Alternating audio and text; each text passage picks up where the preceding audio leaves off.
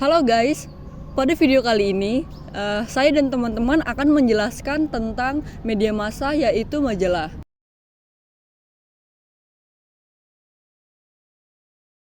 Langsung aja ke pertanyaan pertama, yaitu apa aja sih jenis-jenis dan kategori media massa majalah? Jenis-jenis majalah ada dua, yaitu majalah anak dan majalah religius. Majalah anak menceritakan tentang anak-anak dan majalah religius menceritakan tentang agama yang di dalamnya. Majalah termasuk ke dalam kategori media massa cetak. Ada beberapa kategori majalah seperti majalah fashion dan majalah berita. Pertanyaan kedua, jelaskan komunikator dalam media massa majalah. Jadi, komunikator dalam konteks majalah adalah individu atau kelompok yang bertanggung jawab atas penyampaian pesan kepada pembaca melalui majalah tersebut. Mereka dapat berperan sebagai penulis, editor, atau kontribusi lain yang berperan langsung untuk menyajikan konten tersebut.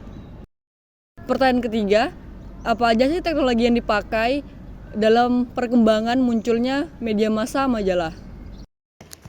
Oke, sebelumnya saya akan menjelaskan apa sih itu majalah. Majalah itu adalah sebuah isi artikel-artikel yang mengandung sebuah informasi-informasi seperti tren-tren atau kasus-kasus yang viral atau fenomena yang viral. Nah, majalah ini tuh disebut sebagai komunikator karena di dalamnya ada sebuah individu atau kelompok yang bertanggung jawab untuk menyampaikan pesan. Dan juga majalah mengandung sebuah komunikan karena majalah menyampaikan pesan yang pasti akan juga menerima pesan. Nah, maka dari itu majalah itu mengandung komunikator dan komunikan. Oke, kemunculan majalah pada saat ini tuh sangat-sangat penting dan berpengaruh besar, terutama kepada kalangan-kalangan yang tidak mempunyai gadget, kalangan-kalangan orang tua yang tidak bisa memakai gadget.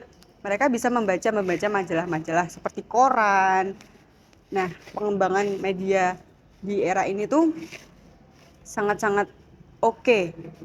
Dan di sini saya mempunyai 3 media atau 3 teknologi yang digunakan dalam kemunculan dan pengembangan media majalah. Yang pertama ada teknologi multimedia. Nah, teknologi multimedia ini isinya ada gambar, ilustrasi, suara, audio. Nah, ini bisa membantu banget dalam pembelajaran. Nah, yang kedua ada teknologi sumber informasi. Nah, teknologi sumber informasi ini berisi tentang sebuah isu-isu yang ada diolah melalui televisi, melalui radio. Nah, dan yang ketiga ada teknik digital. Itu biasanya digunakan oleh peserta didik dan pendidik. Nah, bagaimana sih? Nah, itu digunakannya dalam pembelajaran sehari-hari seperti dalam audio. Jadi kita pembelajaran bahasa Indonesia, kita bisa mendengarkan ilustrasi-ilustrasi atau narasi-narasi atau dongeng melalui audio tersebut. Terima kasih. Pertanyaan keempat, apa aja sih tren majalah saat ini? Tren yang sedang terjadi di dalam majalah masa kini adalah transformasi digital. Para platform-platform majalah yang darinya cetak sekarang menjadi ke media digital. Contohnya seperti majalah Hai. Untuk tetap relevan terhadap pembaca-pembaca mereka merubah media mereka menjadi media digital.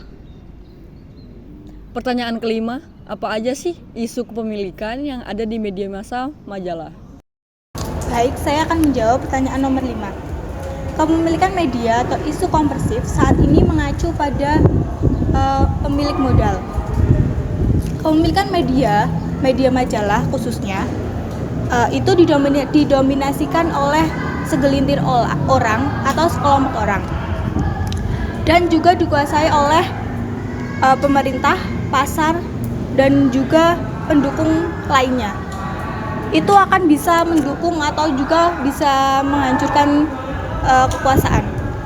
Majalah juga dimiliki oleh swasta, pasar, dan juga dapat dikendalikan oleh individu, keluarga, bisa pemegang saham, dan lainnya. Pertanyaan keenam, mengapa majalah itu disebut sebagai media massa?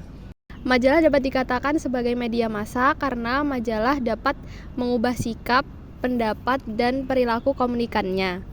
Majalah mencakup informasi, edukasi, hiburan, atau rekreasi. Oke guys, jadi itu penjelasan-penjelasan dari kami. Semoga teman-teman bisa mendapatkan ilmu dari penjelasan kami pada video ini. Terima kasih, dadah.